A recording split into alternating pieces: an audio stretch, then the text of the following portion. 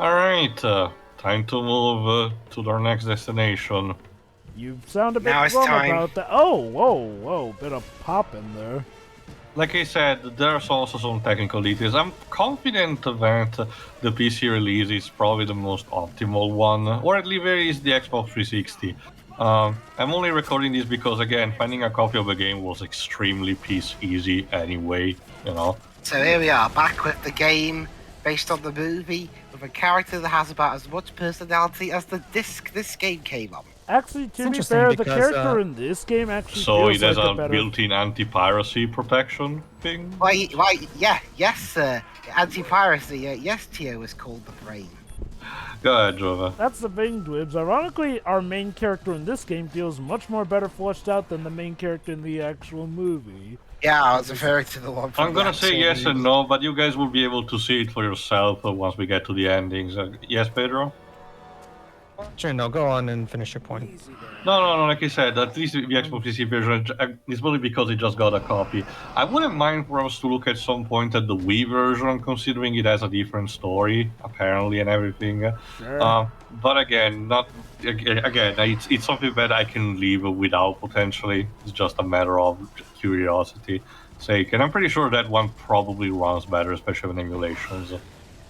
So if I may, if I recall correctly, you said that this game is actually very easy to find because apparently it didn't sell that well to the point where you can always find... The contrary, Jova, it sold as much to the point where the restocking allowed, things like GameStop to still have it to this very day. So does that mean let me they're see if it was overstocked? I'm about to check if there was an official, statement on that. No, there wasn't a problem of that. But the point is that there were enough copies. So if you have to remember, Jova, that when it comes to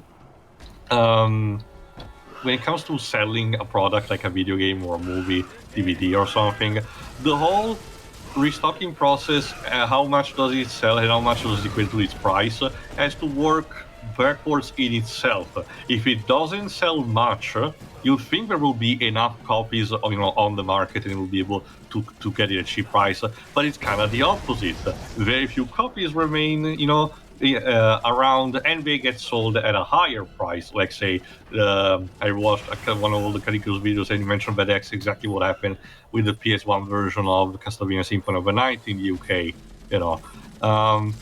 While on the other hand, if a game sells, as much as it can, you're probably bound to find more used copies all over the place, or other stuff that got from restocking. So the more product that there is, the lower the price it gets over time. It's weird because normally when you hear about a lot of stocks, normally nowadays when you hear about a lot of copies of a game being available, normally that's because the game didn't do that well. I mean, particularly if a lot of those copies are brand new. Case in point, Fallout 76. To the point where they were pretty much zip tying it to stuff like controllers just to get that game out the door. But okay. So in this case, though, it's a point where it was so successful that, well, they decided to overstock so that they'd... Well, not necessarily overstock, but more like there was enough for that. Anyway, there's an official statement. Well, the game had actually a slow start, and apparently, presses like BusinessInsider.com decided to call it a flop immediately. Eventually, performed ahead of expectations, selling 2.7 million units across all platforms. This for a 2009 video game was, kind of decent at the very least. And Yves Guillemot, that friendly guy, called the game a quote-unquote positive contribution for the company, citing the increased sales due to the film's success and its launch on DVD. Ironically enough, it does seem like movie tie-in games were part of what really helped Ubisoft find their footing in the mid-2000s era. Although that is true. Well, that's the thing. It was apparently around this time that movie tie-in game being a started to disappear. This game was really the exception rather than the norm. I feel like we were still getting... Oh, wait, hold on. You're talking about the quality, aren't you, Dwibs? Well, both quality and sales. It's interesting. I was check. Sorry. Because I was about to say, I feel like we were still getting movie tie-in games for a good amount of time, even into the best example that I can remember after this might be the X-Men Origins Wolverine video game, but Don't forget to we got stuff like the Battleship game. We were still getting Transformer movies. I'm talking about the good quality licensed games. Oh! Again, I won't call it these the peak perfection, but it's still solid for what it wants to do anyway, you know. Okay. But go on, Pedro. If you're talking about good movie tie-in games, I do see the conundrum there. Pedro? I was checking one of the places where I usually go to get my pirated PC games, and I found the PC repack of this game for PC, so it's nice, it's interesting. Version 1.02, so they did patch it up until version 1.02, it seems. I can tell that the console version did not get patched, so that's interesting. Maybe the PC port was not that optimal at launch. Well, I'm guessing it's probably because, remember too, patches on the PS3 and Xbox 360 era were nowhere near as common as they are now. Like, on PC, they were a common thing, because remember, the PC... Yes, Joe, but these guys still doesn't trust us after this. Again, that's basically his old character. He's not gonna trust us until a specific point. It's kind of funny. We literally accomplished what many have failed at, but he still doesn't trust us. Like, because what's matter is to him it's what we are inside, and he still believes we are a human inside. You know. Go on. Yeah. That's the thing too. Like, yes, remember back in the even back PC game patches were already a thing even back in the 90s. It's just that there was no internet, so you had to buy. Yeah, like with Ultimate. Yeah, you had to buy extra floppy disks that came with those patches. So PC patching has always been a thing for a long time. So developers were much more willing to, like, patching in PC was already a common thing. I actually understand that, Pedro. What I did notice was the fact that, contrary to the PC release, the console version, at least for the PS3, did not get a patch, as far as I remember. Meaning that, there was a bit of a difference between versions in terms of how they were optimized. But this is important. Unfortunately, this base is being compromised because the RDA is founded and they're sending their dragons. Remember, the big airships, although it's not Papa Dragon. So now we have a sort of a mini boss fight where we need to neutralize it. Yeah, one thing that I've been doing, the reason I was checking is because one of the things that I've been doing ever since I got my new laptop is check 6th gen games, this gen, 6th gen games that had PC releases. To see how they perform. To see, because most of the time that was the only way to get these games to run at 60 FPS, like for example the Spider-Man games. I got myself Shattered Dimensions. I would also recommend to you Warhammer 40k Space Marine. It's a very good Gears of War clone for someone like you who don't know anything about the source material. So, and that runs at 60 on PC. Obviously. I got myself the PC version of Ultimate Spider-Man, the Ultimate Spider-Man game from back in the mid-2000s. Web of Shadows, as well as the Amazing Spider-Man duology, so I might do those, why not? Depends on whether or not... I heard the first one was decent, it's just the second one. Alright, unfortunately, how the boss fight works is that you're... for a commentary on it? No, that was for a different Spider-Man game. Also, I was all about the Amazing Spider-Man duology. The way the boss fight works, unfortunately, I had to get on foot on the dragon.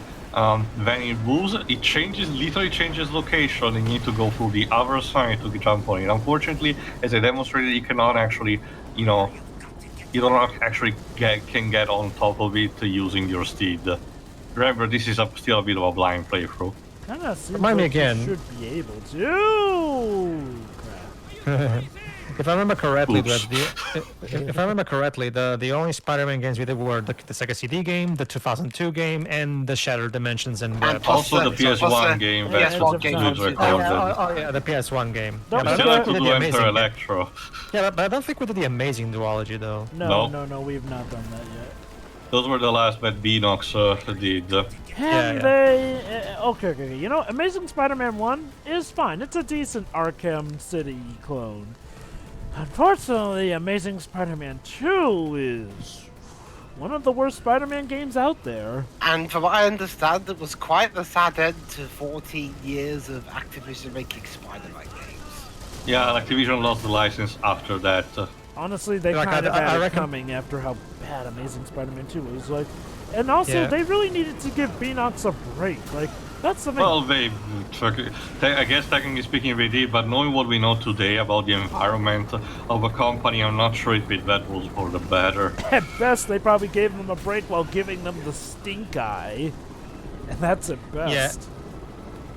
I actually do recommend Web's Gorilla Mendoza's Spider-Man video game retrospective. He does pretty much everything from the PS1 game all the way to the recent Insomniac games.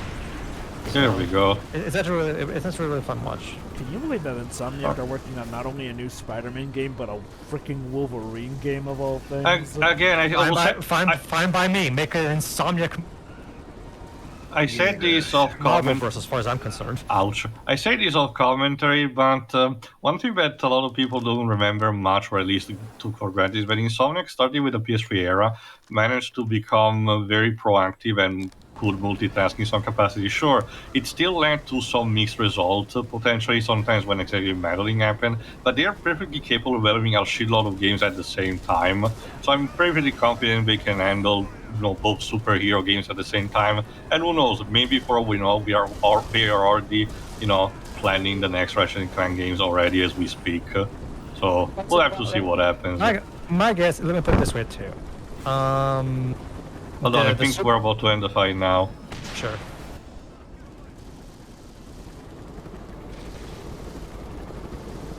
What is it? Neatly crashes down. Watch out, but you're doesn't gonna hurt crash. Any of the bridges. Well done. There we go. Oh no, it's back to Wave Ocean again. So we're done. There you go. That was where that's the capsule where his human self is, and unfortunately it gets compromised. So he's dead then, right? Or he? Oh, okay. Yeah, he does fall unconscious, just like in the movie. So they didn't cheat out of that. Well, remember, Jova, what happened in the movie? Well, the character kind of woke up in his human body, but... Well, yeah, but remember what happened, in order to... What they were trying to do Sigourney Weaver's character. They're gonna try to tether him to a proper body? Exactly. They were trying to go through the procedure of the spirit bonding using the tree. Okay, so unless he dies, do they explain why this character never shows up in the original movie? Not really.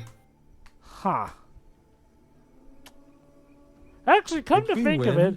Wait a minute, come to think of it, if the humans and the avatars... Oh god, that face. Okay, if the humans and the avatars have been at war... Hold on, there we go. Who are you?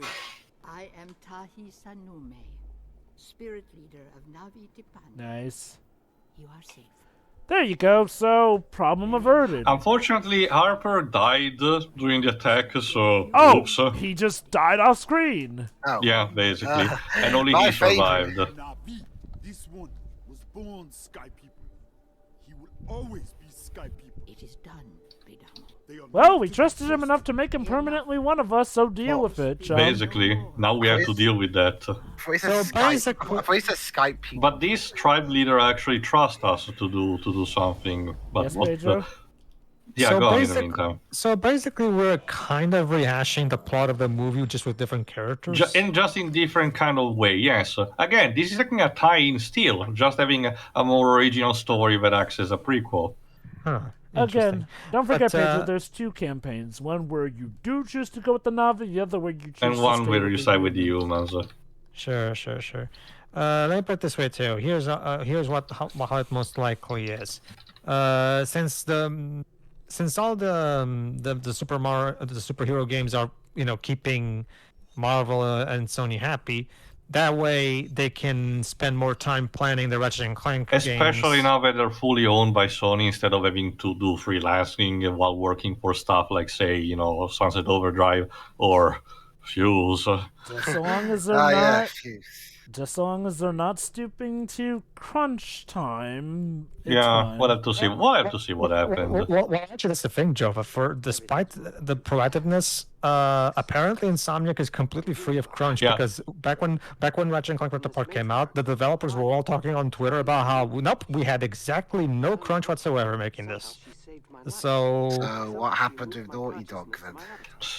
well, that's a story for another time. That's just horrible management.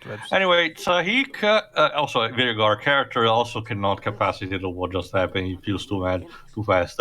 Sahik, the leader, is actually voiced by Jane Windsor, which, let me see. Oh, she was a character in Guild Wars 2. There we go. She was in an episode of Border She Wrote. Oh, apparently she was in one episode of 21 Jump Street. I think she's British, actually. Well, I mean, yeah, because a lot of these, because one thing I've noticed recently is that quite a few games recently, I'm not sure about the time this came out, there have been quite a few that actually do dive into the British voice acting more as opposed to just American ones. And like I said, while I am still an advocate for more British voice acting, I would like maybe a couple where they dive into both. Actually, Dreams, your wish is immediately granted. This one does it. It has both British voice actors and traditionally American voice actors. So there is that. Yeah, because then you can kill two birds with one stone. Have the more experienced American VAs do it, do some, while at the same time, if you need authentic British voices, there you go. For the non-returning character from the movie, yes, it's a mixture of British voice actor and American voice actor. It's not even like a segregation thing, like saying the American voice actor do only like the books or the small voices for the multiplayer. No, there seems to be a genuine mixing. Something similar to that happened with the Italian dub of the Middle-earth Shadow of War and Shadow of Mordor duology, where for the important NPCs, they lent the more experienced, important voice actors, voicemen, while for the orcs, they used the more common one that you would hear for something like an anime or a video game. So it was a very interesting experimental mix. Anyway, this is in particular going to be our goal. The leader here, Sahik, believes that we can actually find a way to repel the humans using something, sacred to the Navi, the trees. But more on that will be revealed actually in the next part, so I will be able to explain it better there. So the only thing that you need to know is the fact that she believes, our main character, Ryder, is the key for the success of the Navi. So not an... yeah, about that. Just keep going with the white savior message that the movie had. Not only that, but doesn't this kind of clash with the prophecy of, the actual main character from the movie supposedly being said chosen one? Remember, this is a different Navi tribe. I know, but I mean, well... okay, it's kind of funny because the first movie made it such a big deal, like, he's the one, but here it turns out there was already this prophecy which this other guy was supposed to... Again, you have to remember that this is a place... This is the thing that applies for Pandora, the fact that there are different tribes of Navi that do not necessarily communicate with each other, so very different rules. Remember, also one thing that the movie added that said that the soul bonding ritual to the body was never been used until that point, but it was clearly used here. So here's one thing I don't get, though. Like, different tribe or not, if there have actually been points where they're outright fighting, why were the Navi even okay with the humans at the start of the movie? Like, by this logic because it was a different... remember, the Navi in the movie are a complete different kind of tribe that we don't really encounter in this game. True, I get that, but they do also establish that some word does get around. Like, okay, sure, they act wary, because of the Avatar program. That was the entire point. Remember, as what the story is going right now, the Avatar program is kind of a failure because the only test subjects did not fulfill the expectations and, were either, rogue on their own or their bodies got destroyed anyway. Well, I think an even better question then is, okay, maybe we could give that excuse for the Na'vi not getting it, but why are the humans okay with doing it again in the movie too when several of their agents ended up going Jova, rogue? do you remember who was in charge at the beginning of the movie? Yeah, but still, you think he would know. Porridge is kind of an idiot. That's what I'm saying. Yeah, kinda. See you for the next part. See ya. Chat.